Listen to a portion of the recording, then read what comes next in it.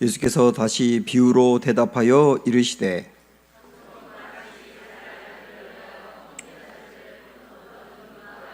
그 종들을 보내어 그 청한 사람들을 혼인잔치에 오라 하였더니 오기를 싫어하거늘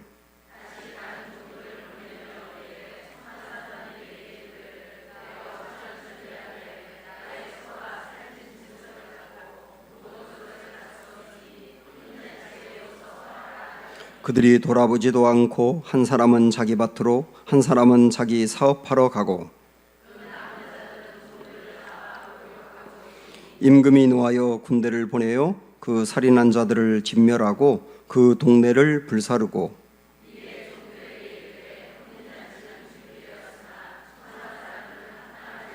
네거리 길에 가서 사람을 만나는 대로 혼인잔치에 청하여 오라 한대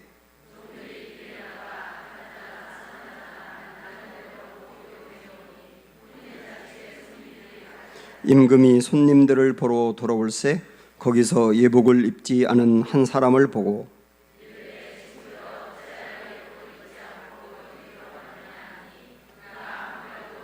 임금이 사원들에게 말하되 그 손발을 묶어 바깥 어두운 데에 내던지라 거기서 슬피 울며 이를 갈게 되리라 하니라.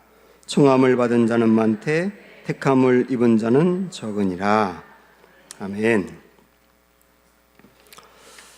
네, 이스라엘 사람들은 이때 당시에 이제 결혼을 하게 되면 초청장을 2번 보냈습니다.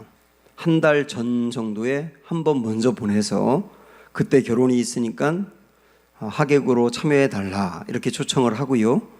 그리고 그 다음에 이제 결혼이 임박하면 며칠 전에 다시 한번 종들을 보내서 그때 결혼이 있으니까 참여해 달라 이렇게 재차 초청을 하게 됩니다. 오늘 본문도 이제 그런 상황인데 임금의 자녀가 결혼하는 거죠. 그래서 많은 사람에게 초대장을 보냈는데 어찌된 일인지 이 사람들이 이리저리 핑계를 대고 참여를 안 한 겁니다. 심지어는 초청해 하면서 와달라고 하는 온 종들까지 죽이고 돌려보냈다. 죽였다 이런 말씀도 나와 있고요.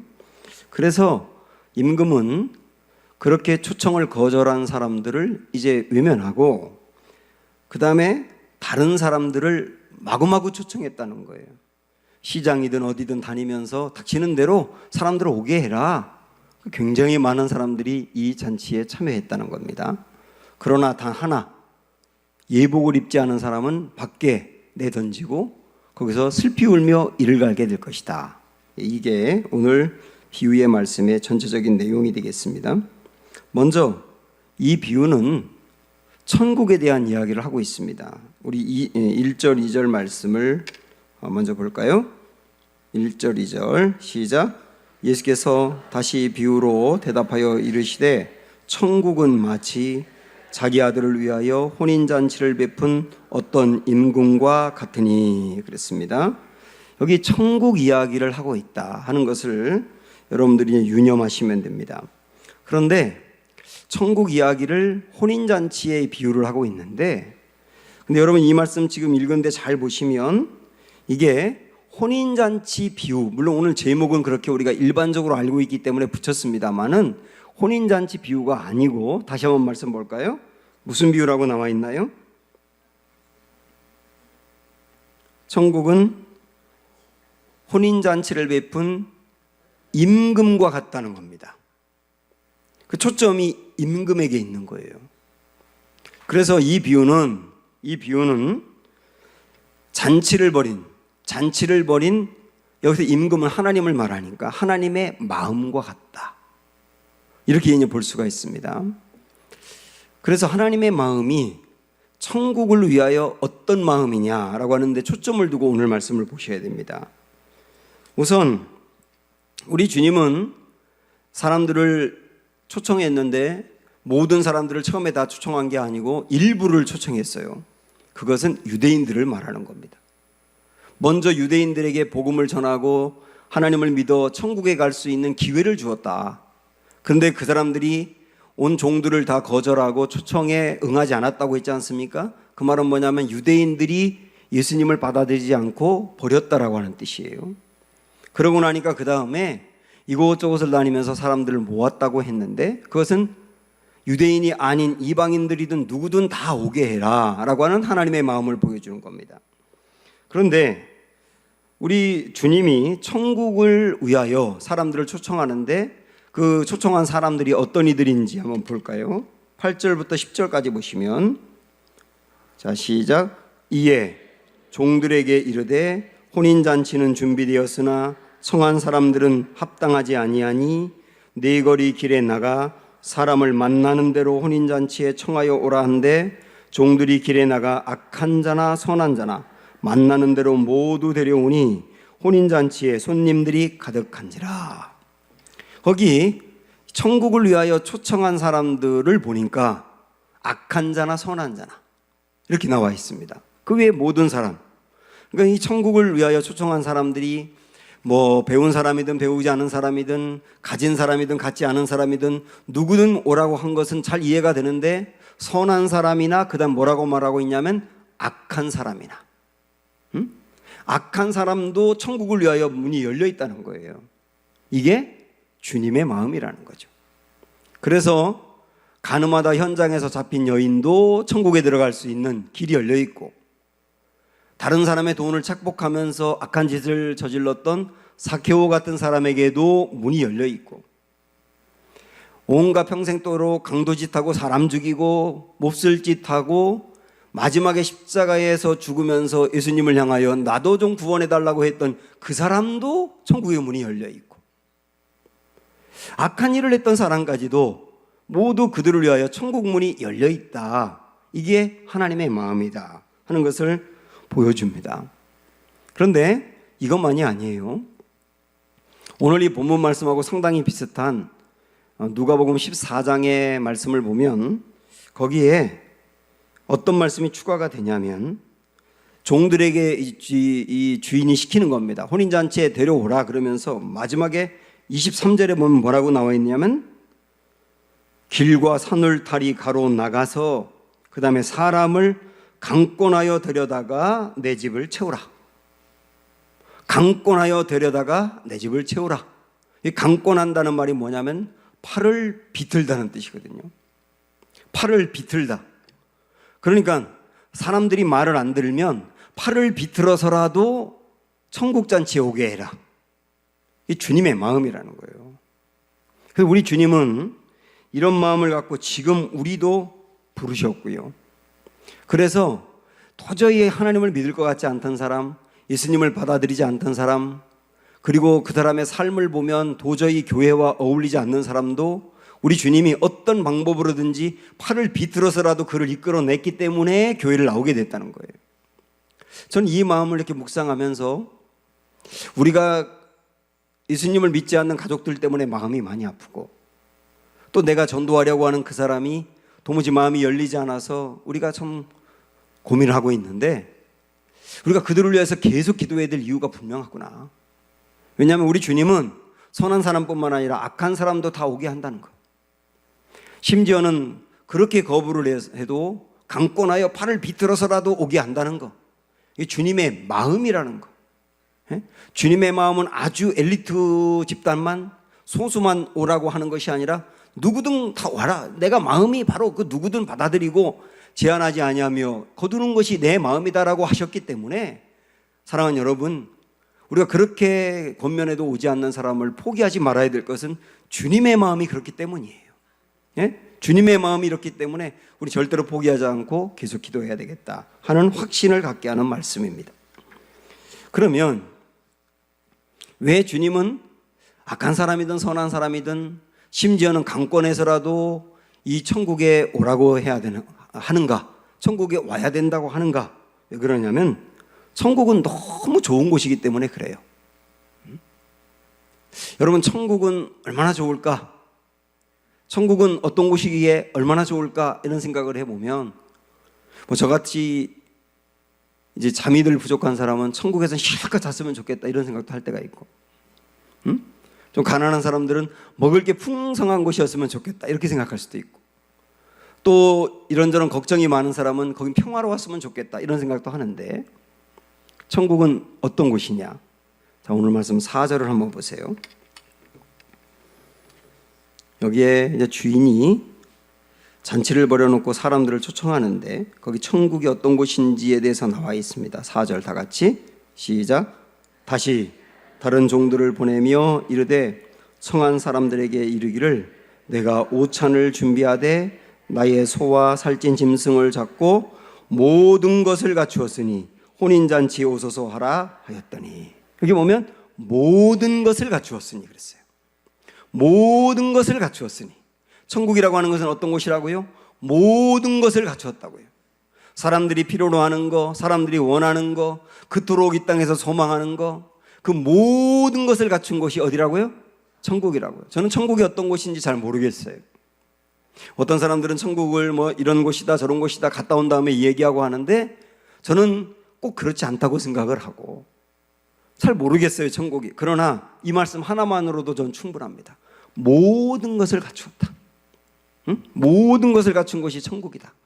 그렇게 좋은 곳이기 때문에 악한 자든 선한 자든 팔을 비틀어서라도 오게 하라고 한 것이구나. 사랑하는 여러분, 이 모든 것을 다 준비해 놓고 모든 것을 다 갖추고 준비해 놓고 우리를 부르시는 곳이 천국이에요.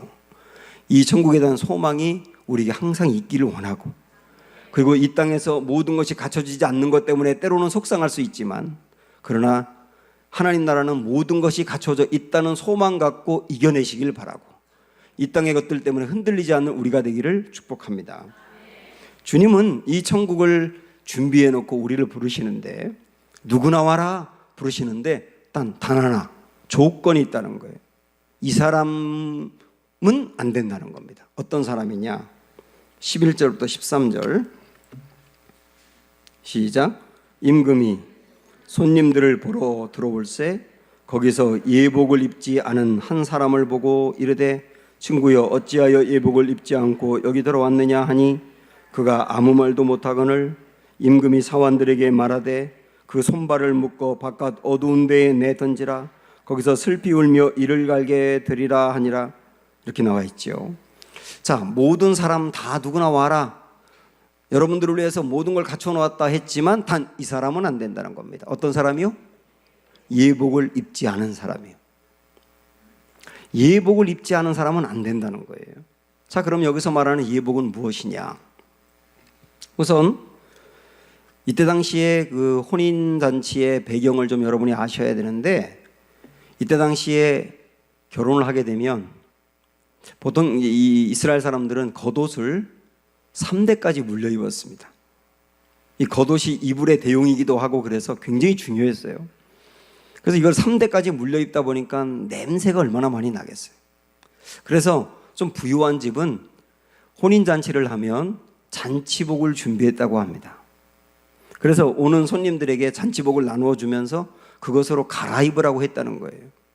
그래서 그 혼인잔치에 들어가는 손님들은 잔치복을 다 갈아입고 들어가야만 통과할 수가 있습니다. 이 잔치복이 예복이죠. 근데 이 예복을 손님들에게 내가 당신들을 이 잔치에 초청할 테니까 당신들이 예복을 준비하시오, 그런 게 아니에요. 그 집에서 잔치복을 준비해 준 겁니다. 다만 그냥 거저 베풀어 준 것을 받아들이기만 하면 되는 거예요. 근데 본문에 나와 있는 어떤 한 사람은 잔치복을 그냥 갈아입기만 하면 되는데 거저 준 것인데 그것을 안 입었다는 겁니다. 그래서 그 사람은 밖에 내던지며 슬피 울며 이를 갈게 되리라. 심판을 받는다, 그 뜻이죠. 여기서 하나님 나라는 모든 것을 준비하고 우리를 기다리는 곳인데, 그 하나님 나라에 들어갈 수 없는 사람은 누구냐? 예복을 입지 않은 사람이라는 거예요. 제가 아까 말씀드렸지 않습니까? 예복은 누가 준비해 준다고요? 주인이 준비해 준다고요. 예복은 내가 준비하는 게 아니에요. 그러니까 하나님의 나라라고 하는 것은 나의 어떤 선행이라든지 나의 어떤 행위라든지 이런 거로 들어가는 것이 아니라는 걸 알아야 됩니다. 행위로 들어가는 것이 아니다. 다만 주인이 거저 입으라고 주기만 한 것을 그냥 입기만 하면 되는 것이다 할 때 여기서 말하는 예복이라고 하는 것은 예수 그리스도의 피를 말하는 거예요. 예수 그리스도가 천국에 들어갈 수 없는 악한 사람을 위해서 그분이 심판을 받음으로 천국에 들어갈 수 있는 문을 활짝 열어놨는데, 그리고 예복까지 주어서 자격까지 주었는데, 그 예복을 입지 않았다는 것은 예수 그리스도의 피를 받아들이지 않았다는 뜻이잖아요. 그런 사람은 천국에 들어갈 수가 없다. 다시 말하면 하나님이 거저 주신 은혜를 부인하는 사람은 누구나 천국을 받아들이지만 그 사람은 받아들일 수 없다. 딱 하나 제한을 그렇게 둔 겁니다. 그래서 여러분 한번 요한계시록 말씀으로 잠깐 가보시면 요한계시록 7장으로 한번 가보실까요?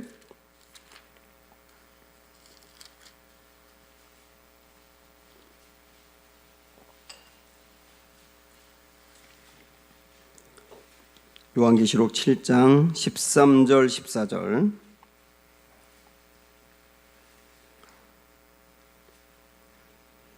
천상의 그 영화로운 모습, 하나님을 찬양하는 굉장히 아름다운 모습이 여기에 그려져 있는데, 자, 거기 한번 보세요. 13절부터 시작. 장로 중 하나가 응답하여 나에게 이르되 이 흰옷 입은 자들이 누구며 또 어디에서 왔느냐 이랬어요. 여기서 말하는 흰옷 입은 자들은 천국에 들어온 자들.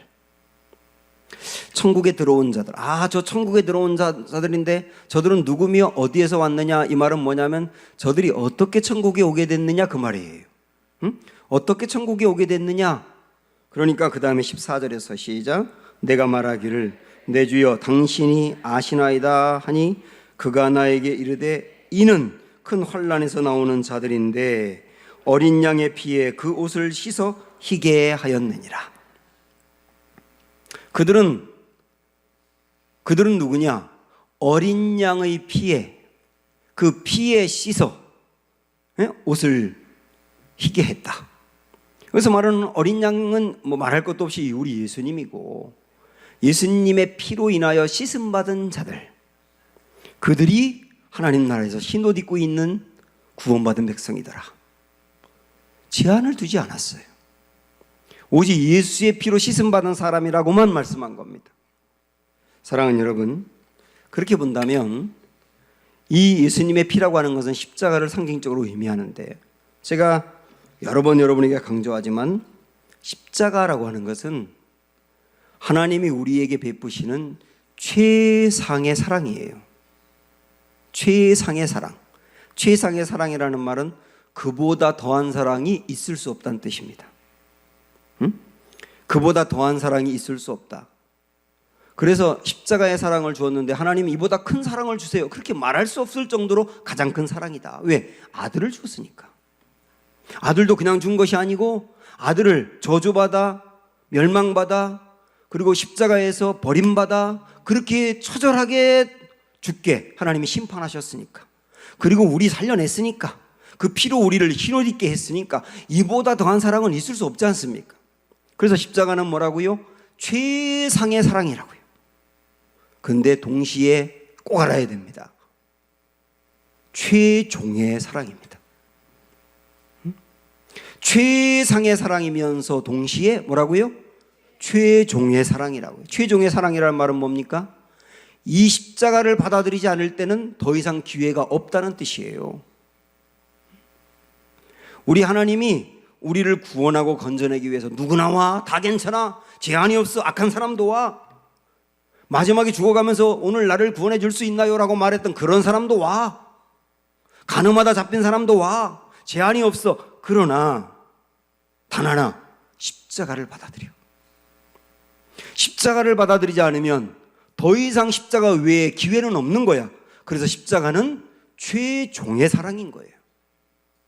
사랑하는 여러분, 우리에게 주신 이 귀한 십자가, 예수님의 보혈, 하나님의 최상의 사랑인 것을 받아들이고 감사로 믿음으로 받기를 축복하고요, 이 십자가가 마지막 사랑이라는 것을 알면서 이 십자가 안에 거하는 은혜가 있기를 바랍니다. 그래서 이 십자가로 말미암아 천국에 들어갈 수 있는 예복을 입는 그런 모든 은혜가 우리에게 있기를 주님의 이름으로 축원합니다. 우리 하나님의 사랑을 생각하면서 그 사랑 함께 찬양합니다.